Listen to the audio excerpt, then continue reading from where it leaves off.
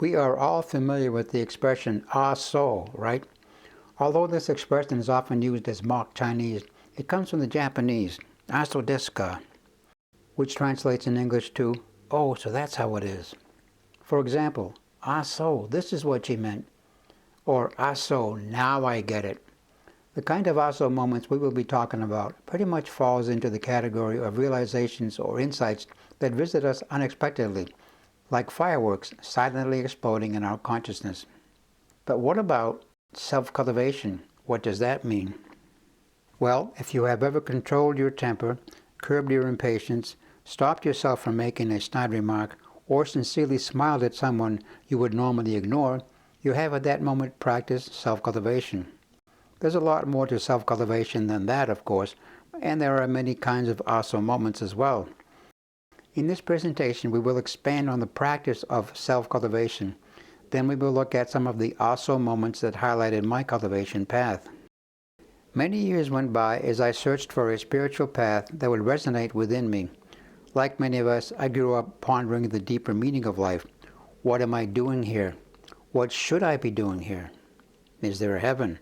Will I go there someday? Thus began a long search that stretched from boyhood to the end of the 20th century. It was quite an adventure, although nothing seemed to really stick, until I attended a 9-day seminar on a self-cultivation practice called Falun Gong, or Falun Dafa. That was over 20 years ago, and yes, that really stuck. Basically, practicing Falun Dafa, or simply Dafa, is a continuous process of improving one's moral character. It's called raising your xingxing in Chinese. You do this by embracing the universal principle of truthfulness, compassion, forbearance in your life in all situations. But this isn't done in seclusion or in a vacuum. You make progress by letting go of your attachments in the real world. This may sound simple, but therein lies the challenge. It's an arduous process at times. I would venture to say that any serious self-cultivation practice, like Falun Dafa, that is meant to return you to your original nature and true home, takes dedication and diligence. In the realm of self-cultivation, practitioners talk about predestination, that it's the master of a practice who selects and guides you right from the cradle. That rings true with me. In retrospect, I can see that many of my so moments were predestined, way before I began cultivating in Dafa. In other words, those moments of enlightenment were saying to me, you see, Bob, this is what you need to know at this point in your life. For example, when I was around 12 years old, I remember walking alone in the woods next to our cottage on Lake Sunapee in New Hampshire. It was a magical moment. Everything around me, the trees, the smells, the sounds, the beautiful fall weather, transported me to a place that I would call heaven. I experienced profound peacefulness, inner joy, and what I would now describe as a sense of fulfillment. This happened at a time when looking for answers to life's mysteries was occupying many of my alone moments.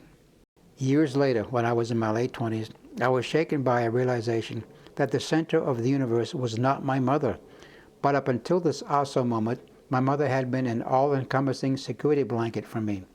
I would imagine that many people come to this same realization, be it about their parents, grandparents, a close relative, or a best friend. This in no way affected my love and respect for my mother, who was one of the most precious people in my life. Among other things, she taught me the meaning of right and wrong, period, and she did it with great patience and compassion. Fast forwarding now to 1999, I was getting on a bus with other Dafa practitioners in New York, going back to Boston, when this next so moment took me by pleasant surprise. It was early Sunday evening, and we had just finished a Dafa experience sharing conference. For 2 days I felt miserable, and I was sure it was the flu. But not long after the bus got underway, I suddenly wondered, hey, what happened to that nasty flu? Wow, it just disappeared, quickly and completely. I had only been practicing Dafa for a few months, but I learned that karma can take the form of sickness. Karma is a form of retribution or payback for our transgressions, and this isn't going to be pleasant. Eliminating karma is one of the goals of self-cultivation, and a master will often help his disciples out in this regard. I leave you to draw your own conclusions. Another few years passed, and I had what might be called an extended so moment. At this point, I had a handle on the principles of Dafa self-cultivation, but that wasn't enough to make me feel like a real practitioner.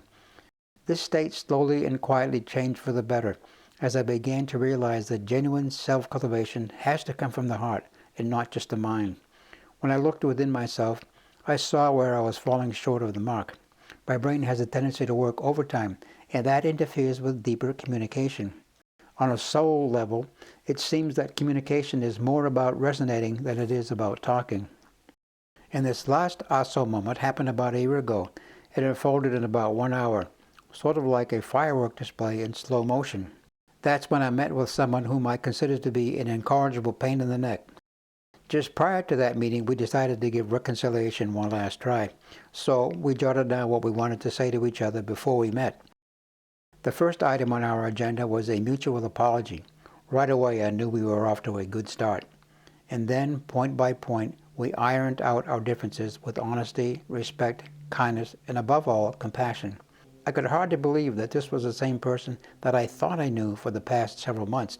We both walked away from that encounter noticeably uplifted. Now, I wonder what each of you will take home with you when you walk away from this presentation. Maybe some of your own special ASO moments, your own special fireworks, are already coming to mind. ASO moments come in many forms and sizes. Some are delightful, some are painful, some are humbling, and some are pretty profound. But one thing's for sure, all of them are important mental snapshots of your unique personal history.